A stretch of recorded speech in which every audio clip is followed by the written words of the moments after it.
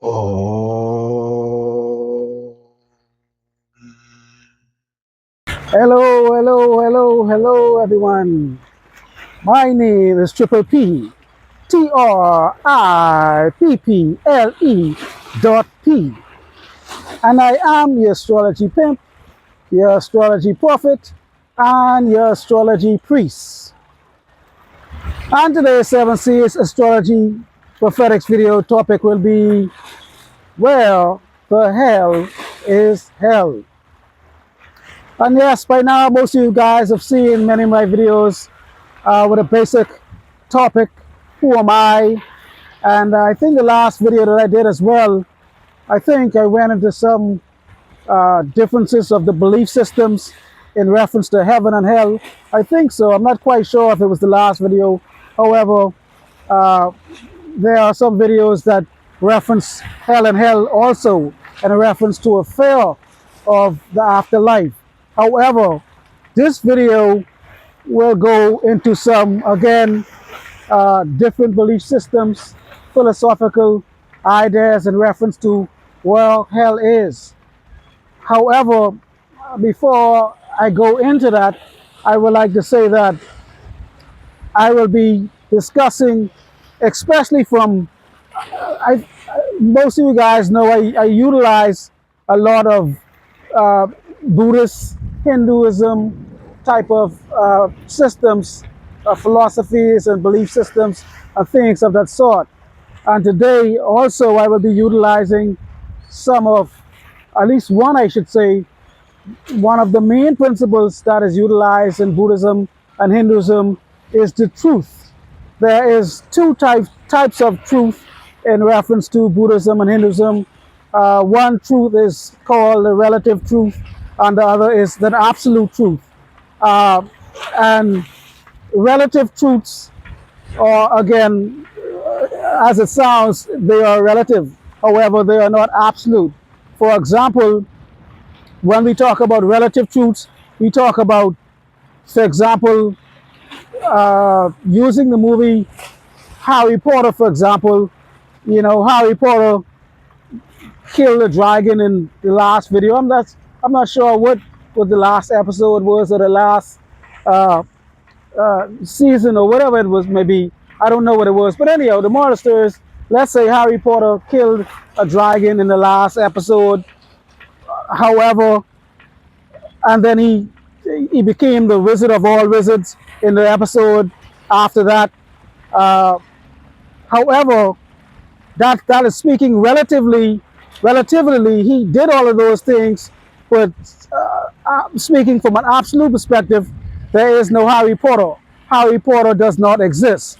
So again, using the example that I usually use when talking about the finite and the infinite self, I usually use the example of the screen, TV screen, and sometimes the sky, sometimes the dream state, dream characters, and also the game characters as well. So, for example, the relative truth would be the movies that is being portrayed on the screen, the movies that are being played, whatever movie there may be, horrors, happy movies, sad movies, whatever the case may be, the movie is relative. However, the screen is absolute. The screen does not change. Its feelings does not change. It doesn't care what movie is on the screen. It doesn't care if it's a happy movie or a sad movie. The screen stays the same. And throughout many of my videos, I think by now you would understand that when I'm referring to, in religious speaking terms, when I'm talking about God, I'm usually talking about an unchanging being or entity or thing, or no thing, if I may say a better choice of words. So again, Harry Potter did a bunch of stuff in those movies, speaking relatively, but Harry Potter does not exist from an absolute perspective. The TV screen plays numerous videos and movies, happy, sad, thrillers, dramas, different things of that sort. However, the screen does not feel any emotion or any change when it comes down to what is being displayed on the screen. And also, for example, again, the space, not the clouds. I'm not referring to the clouds. I'm referring to the space in the sky. The space is not changed. The space does not change. Whatever happens, whether the clouds be relative, the clouds are changing. The clouds are being gray. It's a blue sky. Whatever is going on, thunderstorm, lightning storms, the sky does not change. The sky is not affected by the clouds at all. However, the, the atmosphere of the clouds may change, the situations may change being relative, but the clouds itself do not change. Sorry, the space around the clouds does not change at all. There is no effect on the clouds, sorry, on the space at all. So that is what I'm talking about here today. From a relative and an absolute perspective, things that are relative, they change. Things that are relative, they are subjective, but the absolute is more objective and it does not change. So when we talk about this hell concept again, we will look at this from an absolute perspective, and also we will look at hell from a relative perspective. So speaking relatively, uh, many different beliefs, many different cultures, different religions have different concepts about hell. For example, again, I do utilize the Buddhists and I do utilize Hindus, and they too, although they might be of the same cloth, if I may say, or coming from the same branch of tree, they too have differ. They too also differ in reference to the heaven and hell concept. And again, this video also is going to be more of an educational purposes video. Again, not promoting a particular belief system. My job is to educate and try to bring as much information as much as possible so that individuals can make more wiser decisions for themselves, because the more you know, the more you grow. So anyhow, with that being said, so the the Buddhists have a concept of hell as well. The Buddhists, they have actually, it's called the six realms, and also, for example, just like every other religious belief, all religions, most religions beliefs, some they have different denominations. Just like Christianity, you have the Baptist, the Catholic, and different denominations. The Buddhists, they too have different denominations, and some individuals may differ in beliefs. Some individuals may believe that things are literal, some may not take it so literal, and vice versa.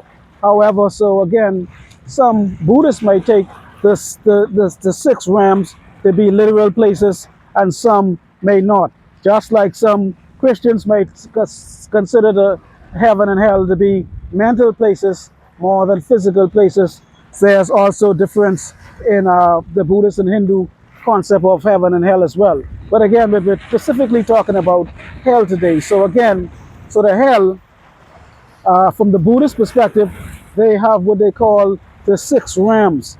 And these are realms where uh, we tend to, again, I am not here to say that this is true or not true. I am just simply trying to educate, to give individuals, more so individuals from the West, the Western Hemisphere, to give these individuals more information so they can have a broader perspective on their beliefs. Because again, if you just have one belief and you don't know anything else, you kind of could be limited. So again, this information is more so just for educational purposes only. Again, not to convince you that these things exist or there is a place, there are different realms. However, scientists state that there are different dimensions. So we can look at these realms as dimensions also as well.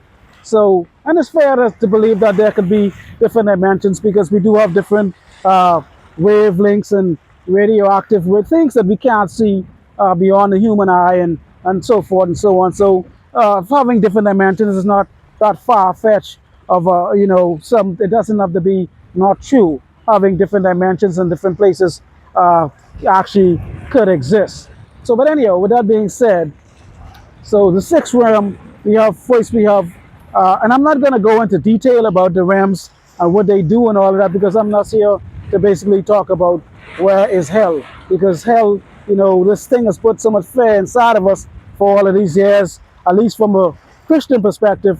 When I was growing up, I was taught hell was at the bottom of the earth.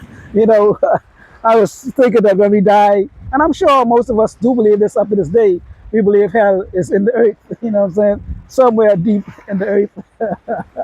It's kind of funny. But anyhow, uh, so hell is deep in the earth, according to the Christians' belief, and many other beliefs continue to Sheol and places under the earth is considered to be where hell is at. However, the Buddhists have a different concept.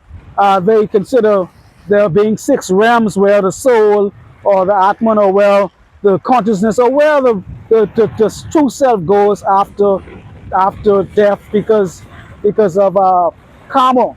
Karma is something that is accumulated in a lifetime, and most individuals may get the wrong idea of what karma is. When people hear karma in the West, they don't really grasp the real concept of what it really is. However, karma simply means actions. So whatever actions you may have taken in this life, and you may have done good or bad, those karmic energies are accumulated throughout the lifetime and goes on later down when we die. And then based on the karmic energy that we have, the Buddhists advocate that the soul, and from a Christian perspective, would be called the soul. But the Buddhists have a different perspective on that as well. But I'm not here to talk about the soul per se. I'm talking about where is this place called heaven. So again, so the karmic energies that one accumulates throughout the lifetime, when the individual dies or deceased or appears to be dead, that soul or that energy goes into one of these six realms. And we have the God realm being one of the realms. We have the demigod realm being one of the realms. We have the human realm.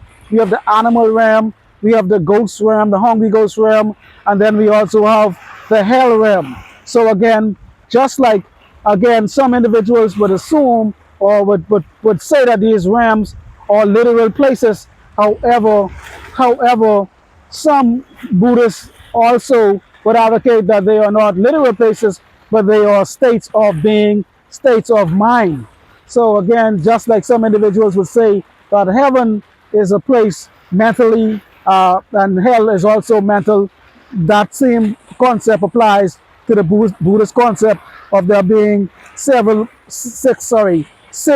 mental states of mind that individuals are usually in. So I'm not going into great details about the realms, but we can see those realms being actually literal in the world today. For example, the God realm, and just for the record, also the concept from a Christian perspective, again, I'm not picking on any particular religion or belief, because again, I just know how sensitive individuals are when they hear something about their religion or their belief. They tend to just wild out. And again, I am just here to simply educate and to inform. Again, by the sixth time, seventh time throughout my videos, I think by now most individuals would understand that I am an existentialist. I'm coming from a neutral perspective. However, I believe that the Bible, like I say, the Bible said, my people perish because of lack of knowledge. And that is all I'm trying to do. So like I was saying again, coming from the sixth realm perspective, the Buddhists have a totally different perspective on heaven and hell. The Buddhist does not see any of these realms, these places, as being permanent.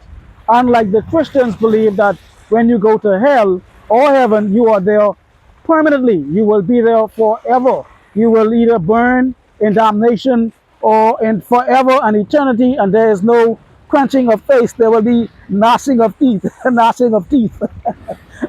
Sorry, I'm not, that sounds kind of funny. But anyhow, so there will be eternal damnation in the lake of fire. So, so anyhow, that is the Christian belief, and however, that is permanent, be it heaven or hell. However, from the Buddhist perspective, these are not permanent. None of these realms that we go in are permanent. They are all temporary. Even the God realm, again, like I said, you have the God realm, the demigod realm, the human realm, and then we have the animal realm, and we have the hungry ghost realm, and then we have the hell realm. So again, none of these places are permanent.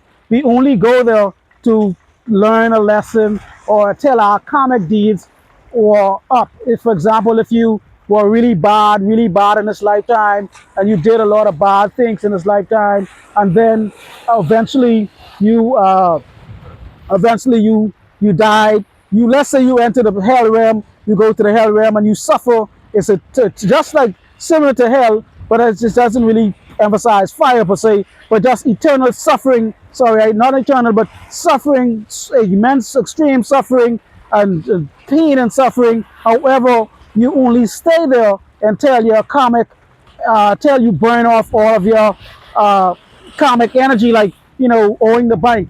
You don't owe the bank forever. You only owe the bank until you pay off the loan, the debt. You have a mortgage, a house mortgage. You pay off the debt, and when you pay off the debt, the house is yours. So, in fact, as far as I'm concerned, that sounds a little bit more, less harsh than being punished for eternity. So again, that is the concept of the Buddhist concept, that the hell realm is someplace that you would go temporary. And again, just like the hell realm, the God realm is temporary. All of the realms are temporary. You don't go there and stay forever.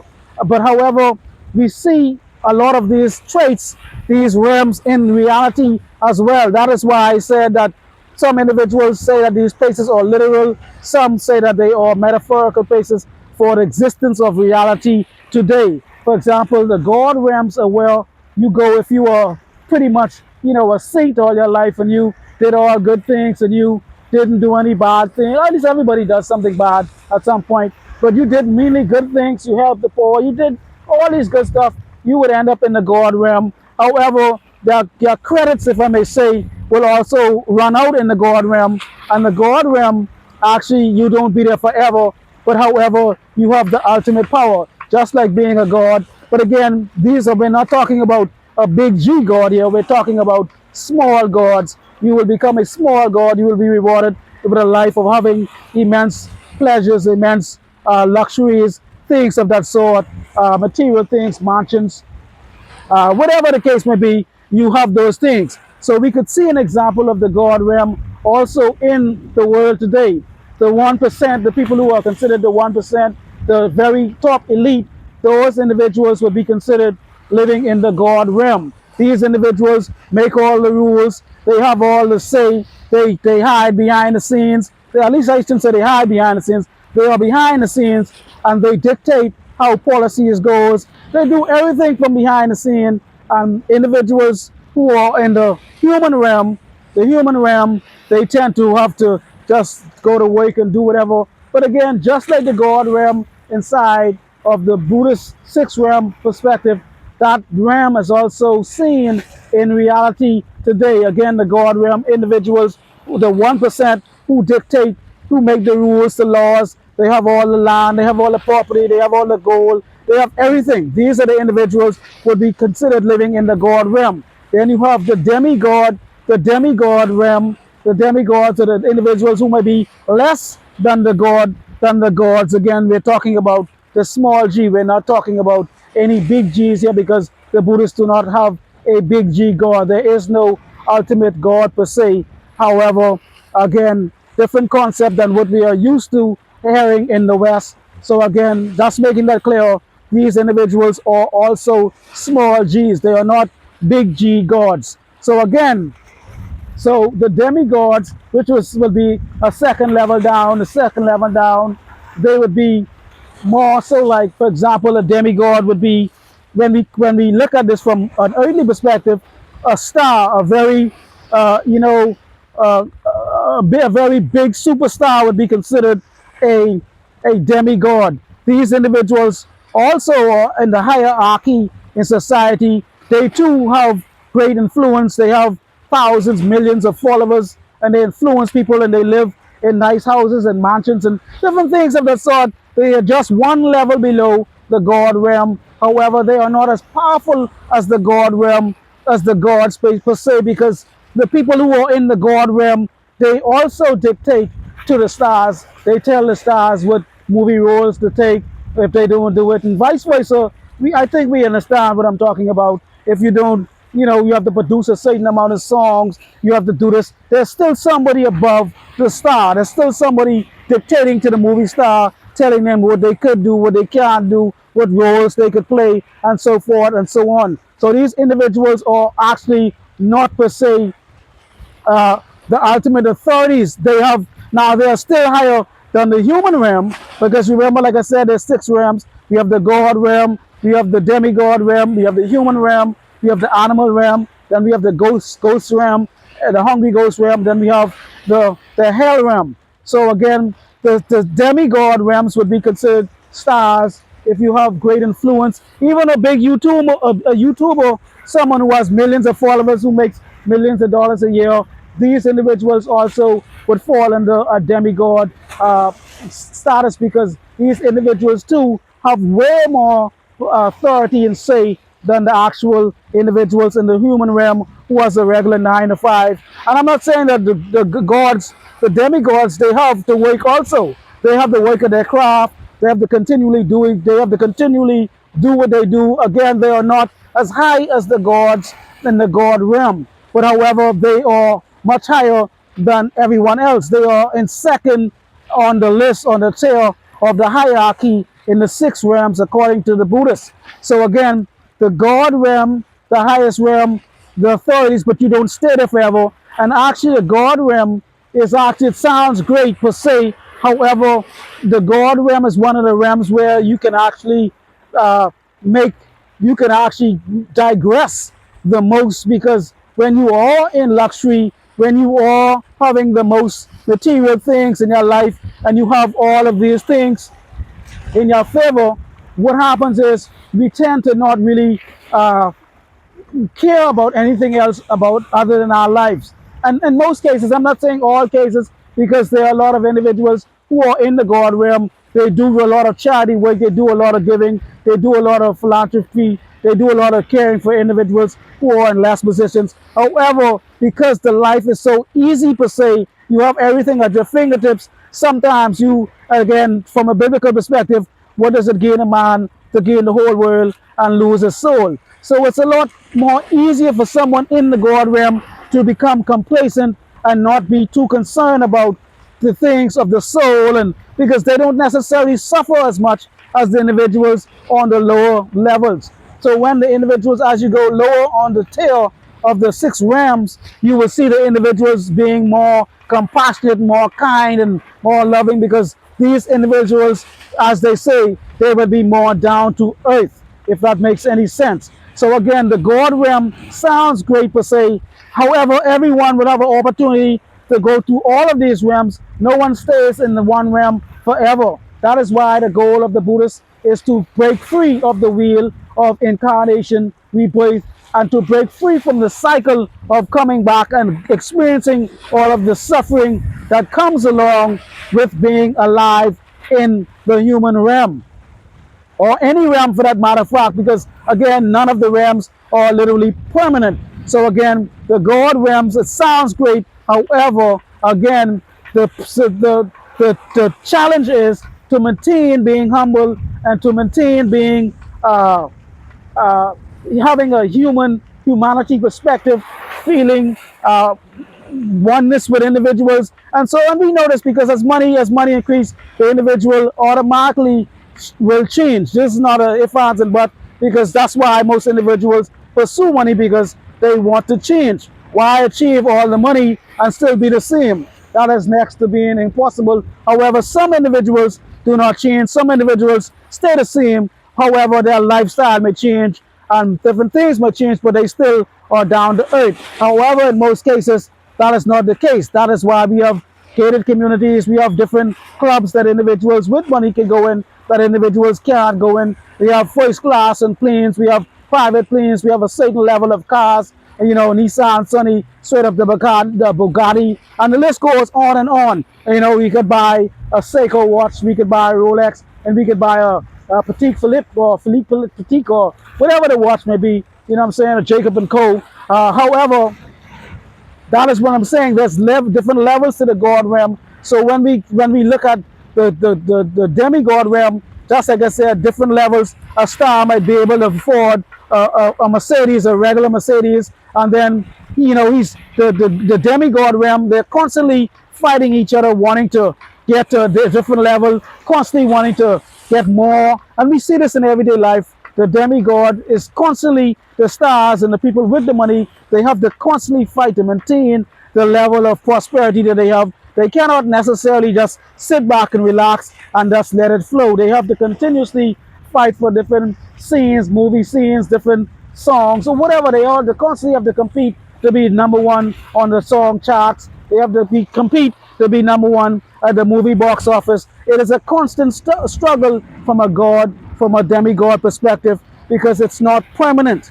So, and we see that again in the demigod and the god. Again, the 1%, the true elites that take control of the world, and then we have the demigods, the big stars that still are above the human realm. And then we have the human realm. The human realm is the individuals who just have regular lives, go to work day to day, just barely trying to make it to pay bills and so forth. They don't have they don't have a Maybach, they don't have a Lamborghini, they don't have a Ferrari, they don't live in a big penthouse anywhere. They just pretty much on the regular 9 to 5, and they just struggle and so forth and so forth. However, from the Buddhist perspective, the earthly realm or the human realm is one of the most, if I may say, the most prized and the most cherished realm to be in, because in the human realm, we have the opportunity to become enlightened. We have the opportunity to go to another realm, to the demigod realm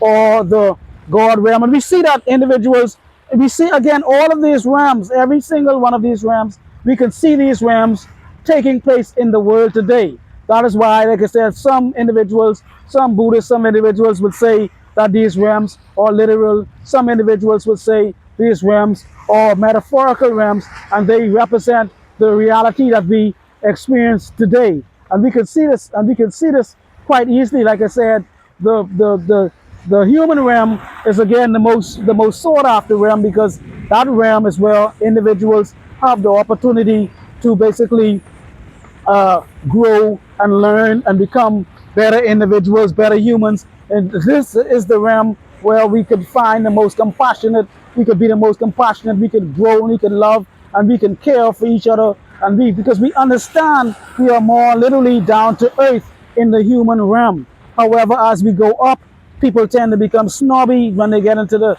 demigod realm, when they go into the god realms. However, the human realm is more, again, the most preferred realm, because this is the realm that we can find enlightenment and we could actually come to know ourselves. And this is one of the reasons, again, the main reason that all of the videos that I create is to know thyself in this realm. And so, again, the human realm is the realm that is considered the most precious and the most prized realm. So again, enjoy your life, live your life to the fullest, and this is what we're talking about today. And I'm gonna skip the other two realms. I'm gonna skip the animal realm, because we know what the animal kingdom is all about, and I'm gonna skip the ghost realm and go straight to the hell realm.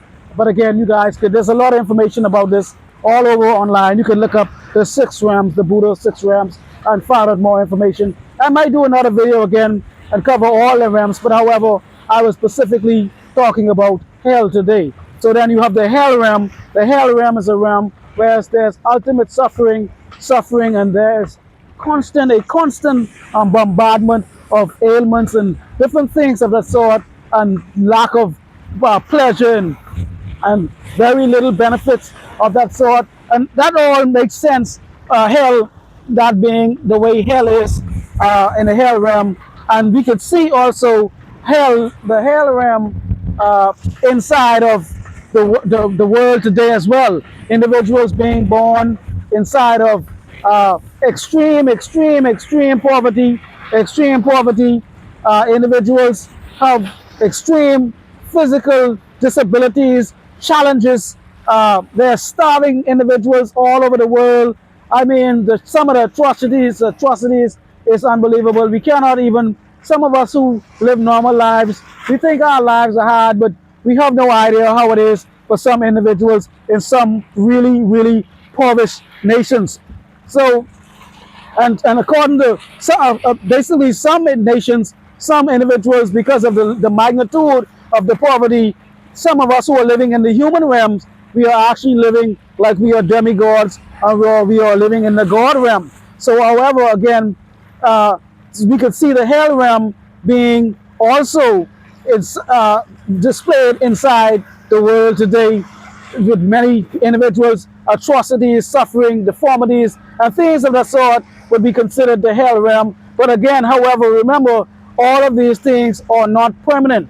So just like the God realm, the individuals who are going to be in the 1% who dictate the world, and who dictate to the world, I should say, and they make the rules and so forth, their lives are also not permanent. They too shall pass, they too shall dissipate and disappear, and they too also shall be no more. Just like the demigods, yes, their lives may be better and so forth than the average. However, they too will also dissipate and disappear, and they too will actually no longer exist as well. So we see again, there is no permanency in any of these realms, whether it be the Buddhist realm, whether it be the Buddhist realm, whether it be the God realm, the realm of the gods, it's temporal. Whether it be the demigods, their realm is also temporal as well. Or whether it be the human realm is temporal as well. And again, the hell realm is also temporal as well. And again, that is what I think that is more compassionate per se from a Buddhist perspective. The all of the suffering is all temporal. None of it is permanent. So that is a little more from a compassion perspective, rather than being permanently tortured, punished, and burned to the crisp like toast permanently. That sounds a lot more compassionate to me than anything else. So it just gives each individual an opportunity to learn their lesson and learn what it's like to have, and that way everyone could, go through a cycle of having haves and have nots, rather than individuals just suffering forever. Because let's say, for example, you were born in the hell realm, in this realm, and you suffered and you suffered and you suffered, and you paid your karmic debt, and you came to some. And however, I will say this: all of the realms, the most easiest realm to come to the enlightenment is the human realm, because as we know, if you are suffering, it's very difficult. It's very difficult to come to some God realization and to know yourself and think about all of these deep, deep philosophical subjects, because all on your mind is survival. Individuals who are living in extreme poverty, they don't really care that much. Yes, they might believe in God and all of that. However, their lives are really based on survival day by day. Each day they're trying to live their lives. Each day they're trying to just make it another day. They're not here talking about, they're not trying to create no YouTube channel and talk about philosophical topics that some people don't even want to listen to. They're not concerned about buying any cars or, Rolex watches and, things of that sort, Jacob and Co. They don't care about anything about those things. They care about one day at a time, living one day at a time, just like the animal realms. The animal realms live off instinct. I will go into the animal realm. The animal realm is going off instinct, just like animals. And the animal realms also is seeing as humans just going off instinct, day by day, whatever comes along, they do it. They do whatever they have to do to survive. And just like the animals, we live like animals as well. So again, you will see the similarities with all of these realms, and then we have the hungry ghosts. I might as well just continue on and say all of the realms, because so far I've covered the God realm, so far I've covered the demigod, so far I've covered the human realm, so far I've covered the animal realm, and then we have the hungry ghost. The hungry ghost realm is the realm that the individuals cannot, their thirst cannot be quenched. There's always a greed, there's always a need for more. They are never full, their bellies are never full, and they always want more, more, more. And we could see this realm, in the real world as well. Like I said, the Buddhist concepts of these realms Some individuals take it to be literal, some individuals take them to be metaphorical. However, when we look at these things from a metaphorical perspective, we see that we see that uh, the realms are also almost an exact replica of what is going on in the world today. Individuals from all aspects. So the hungry realm is the individuals who basically just live. They basically have. Uh, they constantly have greed. Never could be filled. The cessation is always wanting more, more, more. Never could get enough. Never could be just happy and content with all the things that they have in this world today. So that would be the hungry realm. Individuals who just want more money, more power, more greed, more lust, more this, more that. Always a more, more, more. They are never, ever, ever content. And that is what we're talking about. The hungry realm. So far, and we see this again with individuals with money and individuals wanting more stuff and never, no matter what they have, no matter what car they have, no matter what things they possess, they are constantly just seeking more, more, more, never, ever content with the things that they do have. And that is the hungry ghost realm. And we see that again in today's world as well. So again, the sixth realm, we see every single realm that the Buddhists speak about in the world today. All mental states, whether they be physical, mental states, or metaphorical, but we do see these things in the real world today. We see the God realm, the individuals just who the elite, the very elite, just who have control, who take control over all of the other assets and have all the control. These the individuals, the 1% individuals, these individuals are the ones that actually dictate and rule reality as well. So again, so we have the 1%, these individuals, we see these individuals taking control over all assets, all resources, and things of that sort, the godly realm. Then we see the individuals in the demigod realm, the stars, the mega stars, the individuals who still have a great authority and influence in the world. However, they have to struggle somewhat to maintain the position. They have someone still above them, the gods dictating the movies that they play, the roles and the songs that they make, and things of that sort. We see that as well. Then we all know the human realm. All of us who are living in the human realm know that life is a life of challenges, suffering. We have to work hard. We have to do things to make things come out in our favor. We all know this in the human realm. Sometimes it's good, sometimes it's bad, sometimes there's peace, sometimes there's war, and so forth and so forth. Then we know we have the animal kingdom. All of us know that animals survive of instincts, and some individuals also live like animals, just everyday instincts, and they can't do anything else. They just have to do whatever it takes. They follow their job and they do things that they don't necessarily want to do, but they do those things out of survival skills. Then we have the hungry ghosts, the individuals who basically cannot get their face quenched. They cannot get their face quenched, and they constantly just want more, more, more, more, more. These are the hungry ghost individuals. And then we have the suffering, the hell realm individuals who are born into great extreme poverty, extreme suffering, extreme depravities, things of that sort. Life challenges is just overwhelming and insurmountable. So we see all of the realms, but again, none of these realms are permanent. Even the Buddhist hell realm is a place that you go temporary to basically burn off the karma. And again, that sounds a lot more empathetic and sympathetic to me than being, again, burned to a total crisp for eternity. However, again, I am not picking or advocating on any particular belief. I am just here to educate, because I know some individuals are more sensitive about their beliefs than others. That is why we have all the wars in the world today, because we are willing to kill and die for our beliefs. So it's not. I'm just not making these clarifications for clarification's sake. I just know how some people are when it comes down to their beliefs. They will die for what they believe, and they believe they will die for what they believe, but however, they don't really know what they believe and why they believe what they believe. So again, those are the six realms. And I'm going to end this video very soon, which brings me to another example. I can't remember if it was the Buddhist. I'm not sure if it was a Buddhist story.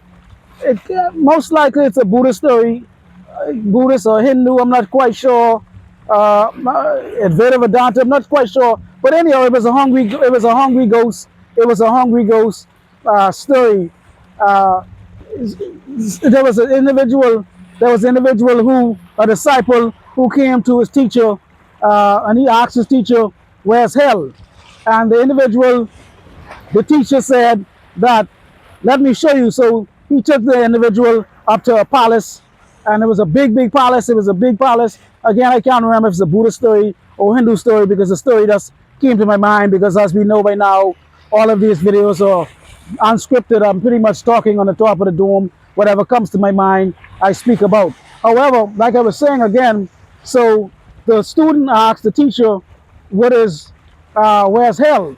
So the teacher said that he would show him where hell was. So to a, he took him to a place. It's a fish. I'm sorry. He took the student to a huge castle. There was a castle, and there was many rooms, and it was just humongous. So the teacher told the student, he said, "Look at those guys over there."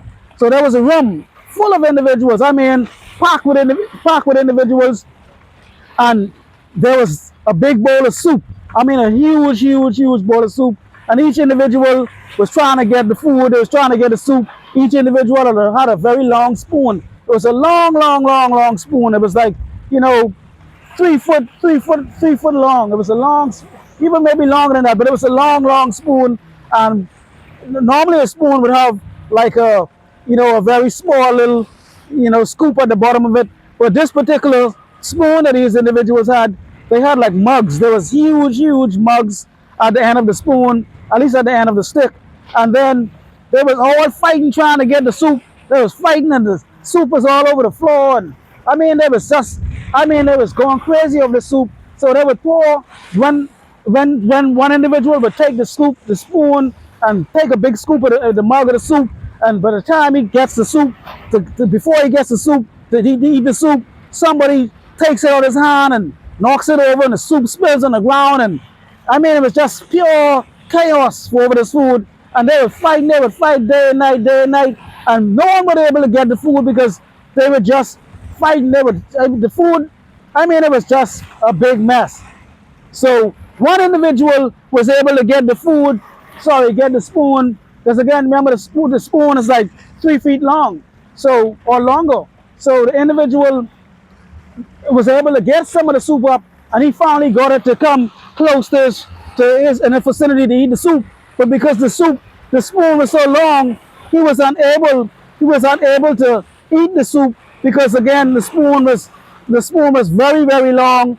It was a long spoon, so he couldn't get it to his mouth, and he was trying to pour it in his mouth, and he couldn't get it to his mouth, and he was wasting all the soup. The soup was just pouring all over the place, and it was just one big mess. And he was hungry. Everybody's mouth was full of saliva. Everybody was just dribbling over the food, but they couldn't get the soup. And the individual, he just cried and cried, because the soup couldn't reach his mouth, because the stick was so long.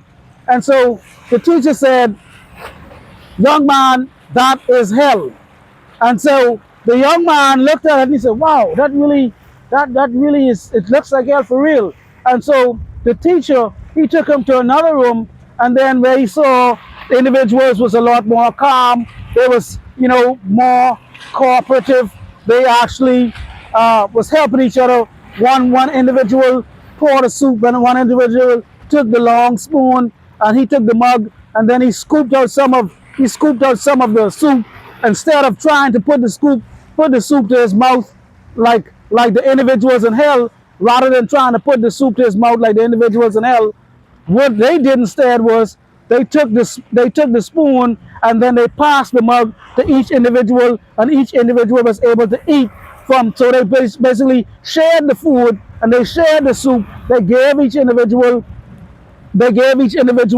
the mug from the long end, and they shared, and then they passed it on. The individual who couldn't get the soup to his mouth, he gave the soup, the long spoon, to somebody else, and then he was able to eat, and they was all cooperating. There was no soup on the floor. Everybody was full. Everybody was content. Everybody was happy, and that was the example of heaven. So when we take that example and we look at heaven and hell from that perspective, that is exactly how the world is today. So the world is just like the individuals with the long spoons, all for me. Just I want this, I want that, I don't care about you. It's all about me, baby. That is what the hell represented the individuals just trying their best to look out for themselves, trying their best to eat, trying their best to get the food, trying their best to get the bag, trying their best to get the whatever they're trying to get, the perfect life, but they don't care about anybody else. They don't cooperate with anybody. They will step on anybody to get what they want. That would be an example of the house with the individuals with the long spoon who no one was able to get any of the food or the soup because they themselves were just being selfish and they just wanted to eat the soup for themselves, but they didn't share, they didn't cooperate. And then a heaven example would be the individuals who took the food they took the long spoon and they shared and they passed the spoon around with the big mug and everybody was able to eat. Everybody was able to eat and be content and no one was actually hungry at all. So I hope you understand that would be a good example of heaven, whereas individuals in the world would help each other, look out for each other and want to actually try to make sure everybody else eat and doesn't care too much about themselves, putting themselves first because the Bible says, do unto others as you have others do unto you. And if we look at the world today, that would be more so an example of hell. So if we understand where I'm going with this, so we can look at the world today, hell would be more so the individual's mindset. If the individual has an all for me baby type of attitude, a wicked or evil mentality, the world will also portray that back to that individual as well. Because the world is actually a mirror of the internal. The external is an internal reflection of what one feels inside. So if you have a lot of wickedness, selfishness, and greed and things of that sort, do not care for anybody else, then the world will reflect that back to you, and you will be living you will be living in hell. And then those who have more of a caring mentality, more of a sharing mentality, like the individuals with the long spoon who cooperated and want to help each other, those individuals who would actually see the need to help and care for each other, those individuals will be living in heaven. Because if you have more of a caring mentality, more of a sharing mentality, loving mentality, the world will reflect that back to you as well. So that is what I'm saying today. We can see heaven and hell more so as the life that we are living. The reflection that life is showing us is somewhat an example of heaven and hell. It does not have to be a literal place. It could be more so of a metaphorical place. But again, I am not here to debate with any Christians or anyone who have a belief that this is a literal place. I'm here just to educate, because I'm sure that some individuals who have a belief that this place is real, they too also would tend to just want to condemn me, say, oh, I'm going to hell, but I'm not here to do all of that. I'm just giving individuals information about the different perspectives from different cultures and different belief systems so that they will be more educated and make wiser decisions with their lives. So another factor we can look at, for example, hell. Again, hell was someplace created according to religion's beliefs. Hell was a place in the earth, the middle of the earth. If we dig a hole in the earth, deep in the earth, deep down in the earth, where we find this place called hell. There's one or two crazy videos online, YouTube, talking about some scientists dug a deep hole, and they heard screaming and gnashing of teeth and people screaming and crying. That is some one or two videos are online about that. But however, realistically speaking, if we dig a hole deep at the core of the earth, the scientists said there's molten lava in the earth, and the earth is some big hot core of lava, something of that sort. That is at the core of the earth, according to scientists. But again, so if we dig a hole in the earth deep, will we find this place called hell? I assume not. However, again, I'm not here to disprove anything of a place called hell. I'm just talking about some of the information that I know. So again, if we dig deep and down, will we find a place called hell. And so, which brings me to another point: who actually goes to hell? So again, from a Buddhist Hindu perspective and from a Veda Vedanta perspective, I am constantly talking about who am I? Who is the individual, the non-self, the false self, the self that cannot be, the self that cannot perish, that does not die, the true self that does not, is not affected by anything. So if even if there was some hell, the hell is more so of a dream state again, a temporal place, a dream state uh, uh, place, more so that is not so much permanent, more again like a dream state, because the true self that you are cannot be harmed or burnt up forever, or it cannot just be damaged. So from that perspective, no one is going to hell because there is no one to go to hell. No individuals are actually going to hell because there is no one to go to hell. So when we look at, for example, we see this, this is going to be my final example. I'm going to end on this. We look at the invention of the spoon, and then later down the line, some individuals say, hey, you know what, we're going to make something called a spoon that could pick up food just like a fork. So they made a spoon into a fork, and so they invented the spoon and a fork, what they call a spork, if I remember clearly. It's called a spork, a spoon fork. And then we have cars.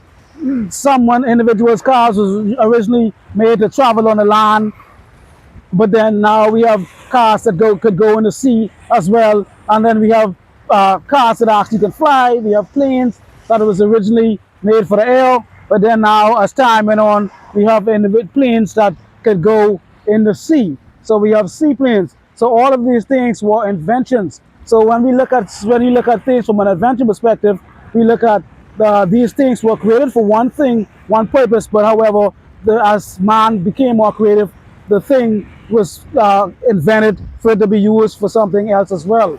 So the same thing applies for hell. Hell was once a place made for the angels, the fallen angels. However, man, it became a place for man as well. So from looking at that logic, we could say that hell was also a place that was also invented as well.